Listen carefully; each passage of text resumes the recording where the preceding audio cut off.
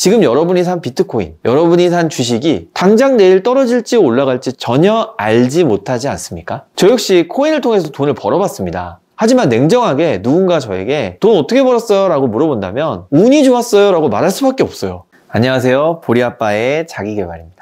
부자가 되고 싶다면 어떻게 해야 할까요? 자, 이 질문을 들으신 여러분 머릿속에는 아마 사업이나 투자라는 단어가 먼저 떠오르지 않을까 싶습니다. 고물가 시대잖아요. 월급 가지고 부자는커녕 먹고 살기도 힘든 요즘이 사실이니까요. 하지만 저는 오늘 좀 다른 관점의 이야기를 한번 드려보려고 합니다.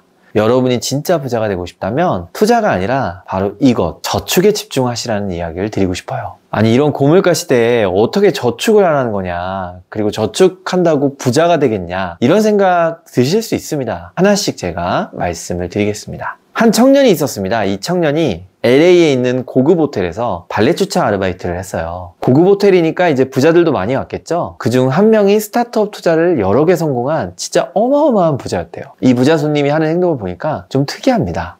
예를 들어 $1,000짜리 금화를 사오게 해서 그걸로 물수제비를 뜨더라는 거예요. 거의 130만 원 정도의 돈이죠.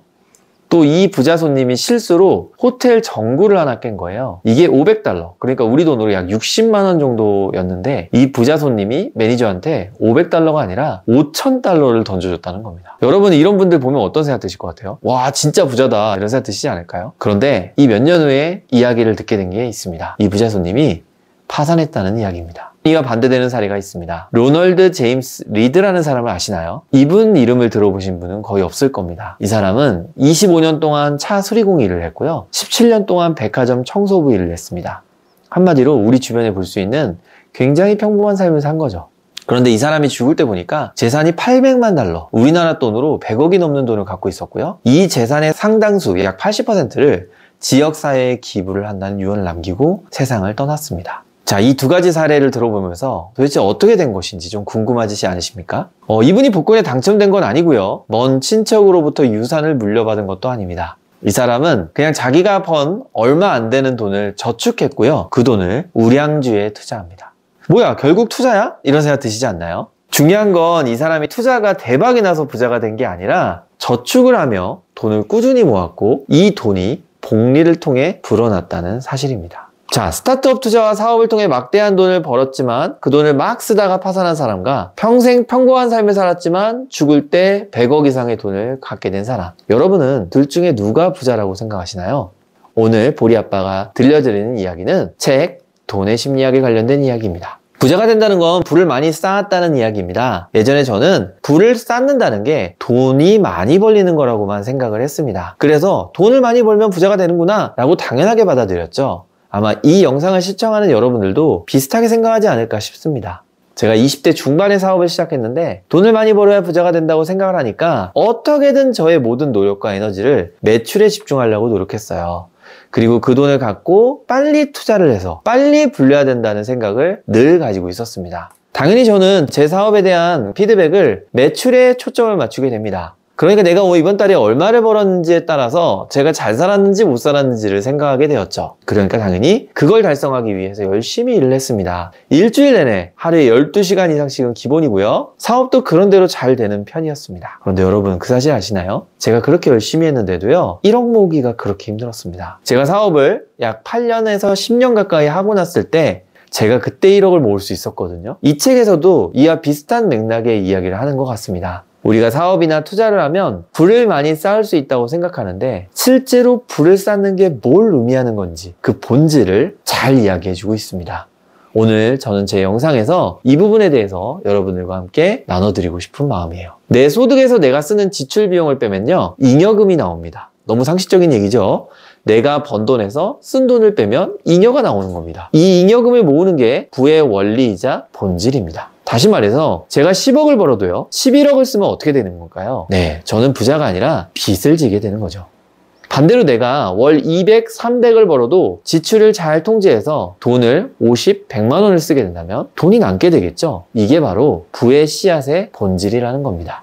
그런데 과거의 저처럼 많은 분들이 투자를 잘해야 사업을 크게 키워야 부자가 된다고 생각을 하고 계십니다. 이렇게 되면 앞서 말한 잉여금에 시선이 가는 게 아니라 내가 얼마를 버는지에 자꾸 초점을 맞추게 됩니다. 저 역시 그랬고요. 이렇게 사업과 투자를 바라보면요, 내 마음은 계속 급해지고 마음이 급해지니까 한방 투자, 한방에 좋은 아이템 같은 확률이 낮은 쪽을 선택하게 됩니다. 물론 그렇게 해서 대박이 날 수도 있습니다.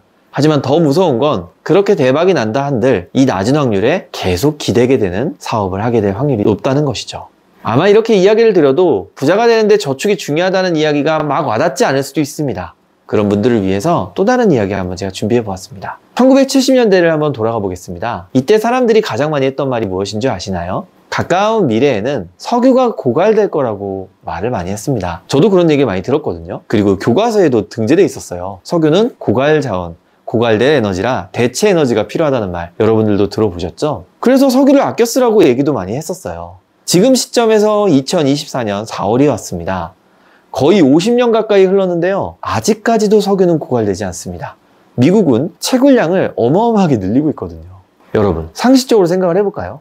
석유가 더 나와서 채굴 기술이 발전해서 우리가 석유를 이렇게 쓸 수 있는 걸까요? 물론 그런 부분도 일부 있겠지만 훨씬 더 중요한 이유가 있다고 합니다. 그것은 바로 우리가 캐낸 석유에 대한 에너지 효율성이 압도적으로 올랐기 때문이라고 합니다. 실제로 1975년 이후 미국의 석유 및 천연가스 생산량은 65%가 늘어납니다. 하지만 에너지 효율은요, 같은 양의 석유로 할 수 있는 일에 거의 2배 가까이를 증가하게 됩니다.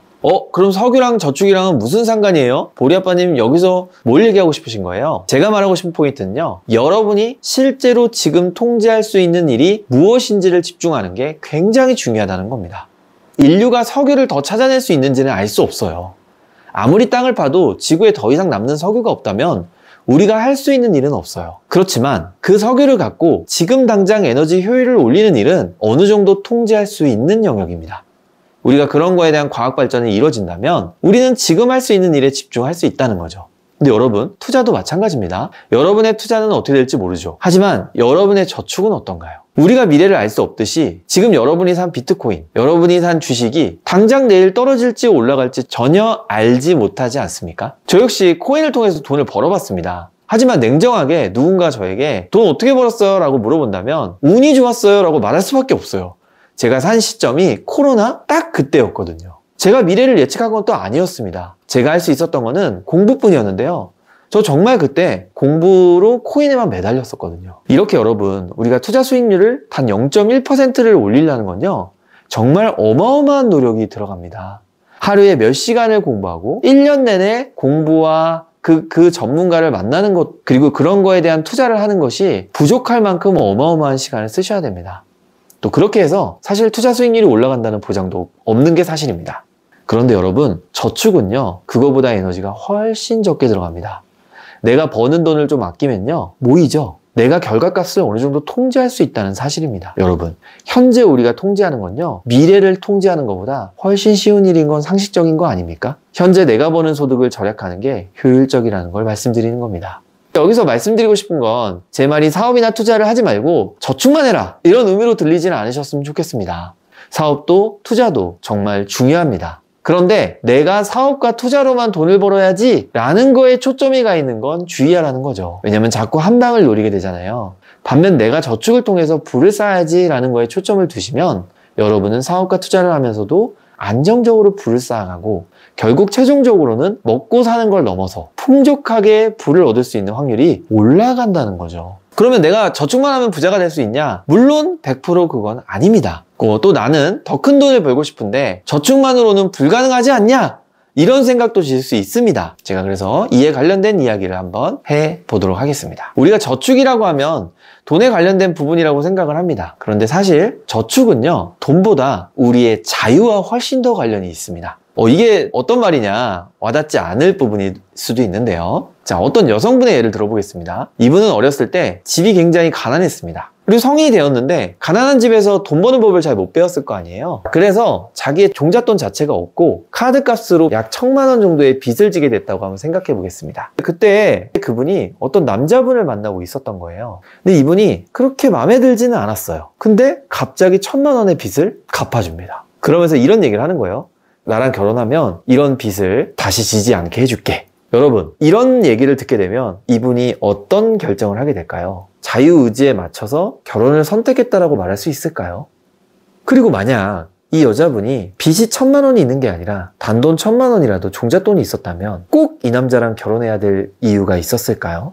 제가 지금 뭘 말씀드리고 싶은 거냐면요. 우리가 어떤 중요한 결정을 할 때 저축이라고 하는 거, 그 돈이 있는지 없는지의 여부에 따라서 상당히 영향을 많이 받는다는 걸 말씀드리고 싶은 겁니다. 내가 건강이 안 좋아서 일을 쉬고 싶은데 여러분 통장에 모아둔 돈이 없다면, 그래서 일을 해야 되는 상황이라면 정말 자유롭게 무슨 일을 할지 결정한다고 말할 수 있습니까? 결국 저축된 돈, 내 수중에 가용현금이 있는지는 진짜 내가 원하는 삶의 방향을 선택하는데도 어마어마한 영향을 미친다는 겁니다. 이뿐만이 아닙니다. 더 많은 돈을 벌고 싶다는 부분도 마찬가지라고 생각을 합니다. 내가 더 많은 돈을 벌려면 어떻게 해야 될까요? 다양한 일에 도전을 하면서 확률을 올려가야 되지 않겠습니까? 요즘 시대를요, 인과관계의 시대가 아니라 상관관계의 시대라고 이야기를 합니다. 이게 무슨 말이냐고요? 우리가 유튜브 쇼츠나 인스타그램 릴스 보시잖아요. 그럴 때 여러분 어떻게 릴스를 보세요? 내가 경제를 보고 있으면 그 다음에도 경제가 나오던가요? 그게 아니고 내가 경제를 보는데 갑자기 BJ가 나와서 춤을 추고 그 다음에 갑자기 음식이 나오고 인과관계가 없는 것들이 나오죠. 그래서 요즘 시대는요, 내가 어떤 걸 봐서 어떤 걸 이뤄냈다라는 이야기를 보는 시대가 아니라 관련 없는 거를 끊임없이 노출된, 즉 상관관계의 시대라고 이야기를 한답니다. 근데 제가 이 얘기를 왜 드리는 거냐면요, 이런 시대에는요, 특정 분야에 얼마나 유능한지 이렇게 하는 거에 대한 관점보다 변화하는 거에 내가 얼마나 유연한지가 더 중요하다는 겁니다. 유능함보다 유연함이 훨씬 더 중요한 시대가 온 거죠. 결국 다양한 가능성을 열어놓고 어떻게 될지 모르기 때문에 다양한 것을 할 때 우리는 성공의 확률이 조금이라도 올라간다는 것을 의미한다는 겁니다. 그런데 여러분 보세요. 다양한 도전을 하려면 뭐가 있어야 돼요? 여러분 진짜 통장에 100만 원도 없는데 다양한 도전을 하실 수 있습니까? 수천만 원의 돈을 사업으로 돈을 벌고 있는데도 저축된 돈이 부족하기 때문에 늘 불안해하는 분들도 상당히 계세요. 그런 분들은 지금 걸 지키기에 급급합니다. 이런 분들이 새로운 도전을 할 수 있을까요? 다양한 도전을 하기 위해서라도 우리는 저축된 돈이 필수인 겁니다. 심리적으로 안전된 상태에서 더 많은 도전을 해야 하기 때문이죠. 정리 한번 해보겠습니다. 부자가 되기 위해서는요, 투자와 사업이 아닙니다. 저축이 먼저입니다. 왜냐고요? 여러분들은 저축되는 돈을 먼저 생각하는 습관을 가지셔야 돼요. 내가 얼마를 벌어야 되지? 여기에 초점을 가지는 순간 한 방을 노리게 되고, 그런 한 방은 낮은 확률이 된다는 거죠. 여러분들이 미래가 아닌 지금 통제할 수 있는 그것이 바로 저축이라는 것입니다. 저축률을 조금씩 올리고 저축량을 늘려간다는 것은 미래에 있는 일이 아니라 지금 당장 여러분이 할 수 있는 일이기 때문에 여러분의 시선을 투자 소비보다 저축에 우선 둬야 된다는 걸 말씀드린 겁니다. 많이들 이렇게 생각합니다. 큰 부자가 되려면 사업이나 투자를 해야 된다. 그런데 제 생각은요, 조금 달라요. 사업이나 투자를 하면 큰 부자가 될 수도 있습니다. 그 말은 무슨 말이냐면요, 사업이나 투자를 아무리 해도 큰 부자가 안 될 수도 있죠. 더 놀라운 사실은 안 될 수도가 될 수보다 압도적으로 높다는 사실입니다. 여러분 생각해보세요. 여러분 주변에 큰 부자를 손가락에 꼽을 정도 아닌가요? 그 말은 내가 투자와 사업을 하는 건 맞지만 그 확률이 매우 낮다는 거는 인지해야 된다는 사실이죠. 큰 부자가 된다는 건 몇백억, 몇천억 부자가 된다는 거예요. 이거는 노력의 영역이 아니라 운이 붙어줘야 됩니다. 큰 부자를 꿈꾸는 분 중에는 작은 부자 돼서 뭐해? 난 큰 부자가 되고 싶어 라고 생각하는 분이 있어요. 그런데 여러분, 확률적으로 생각해 보셔야 돼요. 작은 부자가 될 확률이 높을까요? 큰 부자의 확률이 높을까요? 우리는 높은 확률을 먼저 도전해야 돼요. 그리고 작은 부자가 됐을 때 계속해서 도전해서 운이 올 때까지 다양하게 도전할 수 있는 기회를 얻을 수 있겠죠. 그래서 앞서 말한 것처럼 꾸준히 저축을 하고 안정적인 자산에 투자를 해서 복리에 기대해야 합니다. 큰 부자는 우리가 통제할 수 있는 영역이 아니기 때문입니다. 내가 키운 회사가 몇백억에 팔릴지 쫄딱 망할지 알 수 없죠. 또 내가 투자한 게 시세 차익이 있을지, 급매 처분해도 팔리지 않을지 우리는 미래를 알 수 없습니다. 결국 어떤 길로 갈지는 개인의 선택이에요. 하지만 저라면요, 안정적인 작은 부자부터 선택하겠습니다. 왜냐면요, 돈은 진짜 치사한 거거든요. 돈이 없으면 그 치사함을 만나게 됩니다. 저는 굳이 큰 부자를 가는 길에 그런 치사함을 만나지 않는 그런 선택을 할 것 같습니다.